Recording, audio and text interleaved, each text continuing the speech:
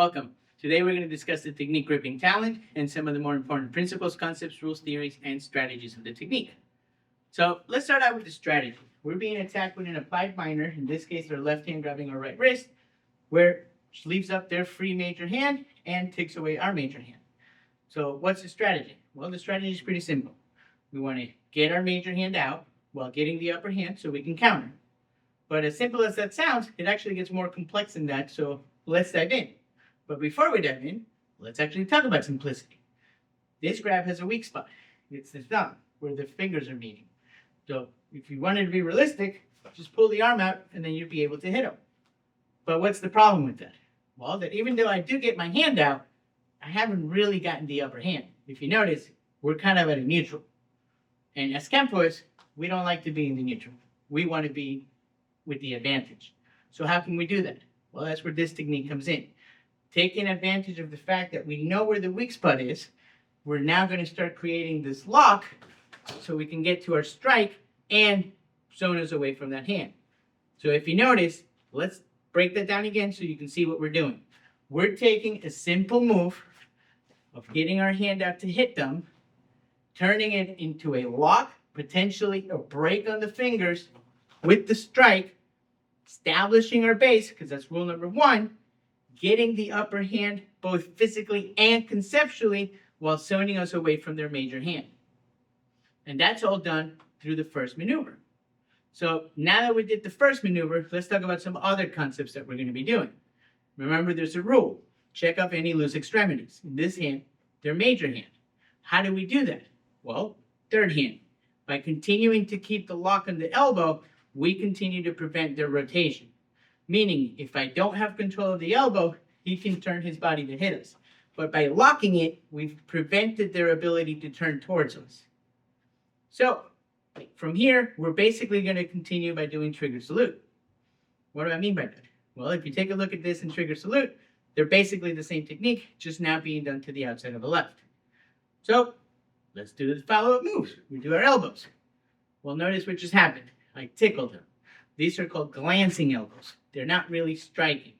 So we don't want glancing angles, we want angle of incidence. So I want to make sure that I'm hitting them with the elbows. But notice what happened. I didn't really hit him. I touched him with my elbows, but there was no power. So how do we get power? Well, this is where body English comes in, right? We want to use our rotation and our settling of our body and our shifting of our weight to be able to enhance the strikes. Notice what else we did with that elbow. We're doing what's called opposing forces. I'm actually pulling him into the elbow to enhance the strike. So let's take that into the next maneuver, or back no. Well, once again, does that have power? No. So how can we use body English to help it? Well, that's what the foot maneuver is for. I'm going to adjust. So I'm going to be stepping to time the strike to help it. And then that's going to position us where we want to be for the follow-up maneuver. But the interesting thing to keep in mind here when we do the buckle is what we're doing. Just like we did the pull with the elbow to get the opposing forces, we're now doing the opposing forces by hitting back with the leg and forward with the hand. In this case, the inverted vertical roundhouse to the back of the neck. But keep in mind, this brings in another concept. Hardness of weapon to hardness of target. The ideal phase teaches you the inverted vertical roundhouse, but it doesn't mean that you couldn't do a rich hand, a web, a heel pump, and change the target. Do whatever you feel needs to be done to get the opponent to bend and put them in the position that you want. The idea is to try to get their head below their waist. Again, controlling those other weapons that we had to worry about. From here, we're going to do our final maneuver, taking advantage of the open-ended triangle and knowing that we don't want to hit the teeth because that could hurt us. We're going to do the knee, but in a unique way. Rather than hitting and coming back like we normally do, we're going to be doing a diversified angle of retraction, meaning we're going to leave in a different way or a new angle that we came in with. So hitting on this line, but leaving in a different line. So unlike some of our techniques that leave us in the middle of the fight, this is actually teaching us how to leave.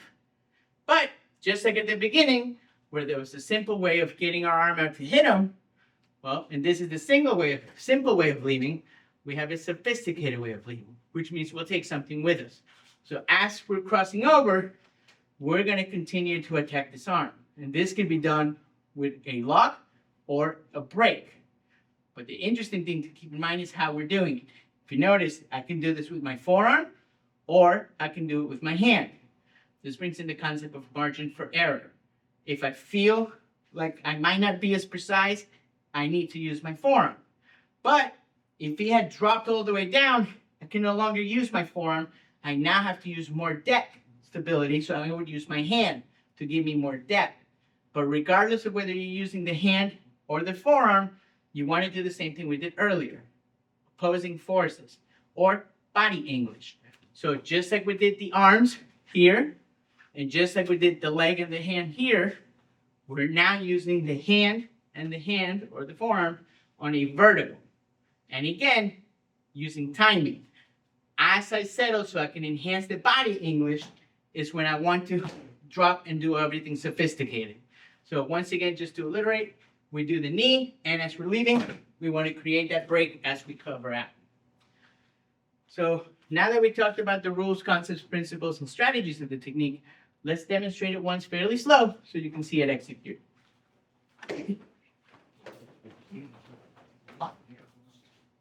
Up. We hope this video helps you understand the American Kenpo system a little bit better. Thank you very much.